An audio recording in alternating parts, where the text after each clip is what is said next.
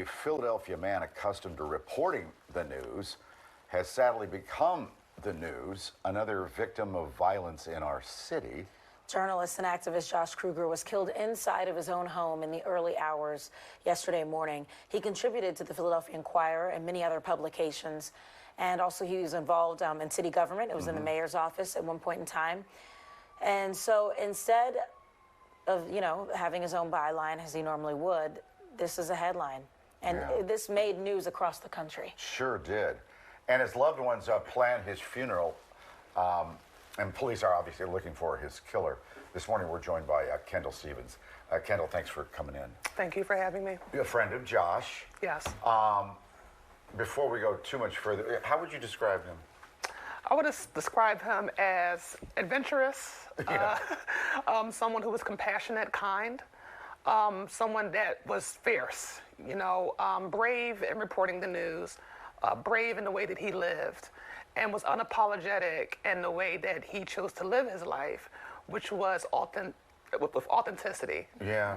And he was open about his story and he overcame a lot, didn't he? Yes, he was very open about his struggles with addiction, very open with his challenges with homelessness and houselessness, and did not shy away from these terrible things that happened to him. He overcame them, and he tried to use these experiences as a way to really inform policy and inform lawmakers of how the opioid crisis, how houselessness can negatively affect people's lives and detract from their quality of life. I know that the mayor a lot of people responded, but the mayor, because they had worked together a little bit, had put a statement together. We might put that up as we talk. But I remember your story too. Yeah. From 3 years ago? Yes. Tell me what happened. Here's the statement from Mayor Kinney. You can read that as Kendall talks about what happened to you. What was 3 years ago? About 3 years ago, August in 2020, a hateful mob of transphobes burst into my home while I had my 2 daughters inside and beat me senseless. It was a violent, brutal mob beating, and I was lucky to have escaped with my life. And it was just such a... Was it just hate? It was hate. That was it? I didn't know these people. Oh. Okay, these people were strangers to me, and they thought it was okay to come into my home and assault me and break my bones. And then afterwards, they didn't care that the cops were coming. They waited right out there a few doors down, hurling anti-transphobic slurs at me. And the police left me there to my own devices. I had to advocate on my behalf for 2 hours before I sought medical treatment. Oh my God, let me turn your chair just a little bit so we can see you better. And what did Josh do when he heard and found out? He jumped into action. He came right to my home, made sure I was safe, offered his home for me as well in case these perpetrators came back again. That's who he is. That's who the person he is. I mean, and the perpetrators told me, in my case, that they were going to come back to finish the job.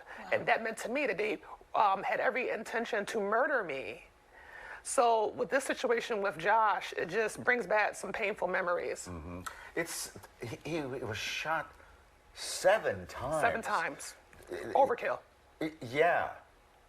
So we'll have to wait and see, but my gosh, on first blush, it seems like a hate crime. This is hate.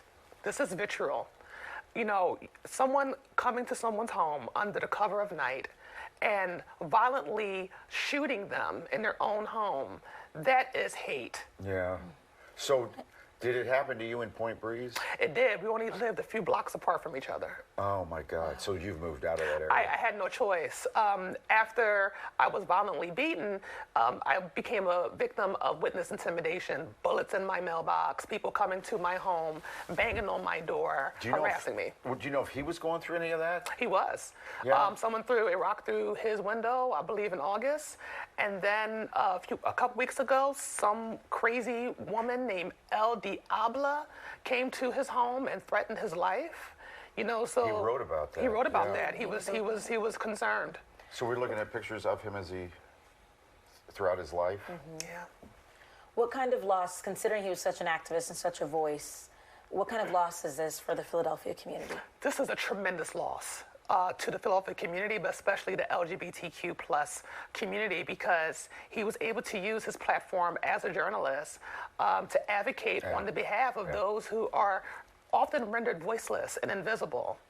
And not many of us are able to exercise platforms. We're able to speak truth to power. And he was able to speak for those of us that just could not do so. So to lose that connection to the public, to lose that connection to politicians, that is a devastating blow to our community. And he could not be replaced. Well, thanks for everything you do, too. Thank you. And thank you for sharing more about his life and who he was, so he can be remembered for that as well. Exactly. And he should be remembered for being a kind spirit, for being someone that cared about his fellow man. This was the person that he was. And he should be remembered for someone that was just as kind and compassionate as you can imagine a human being being. Thank you. Thank you. Thank you, Kendall.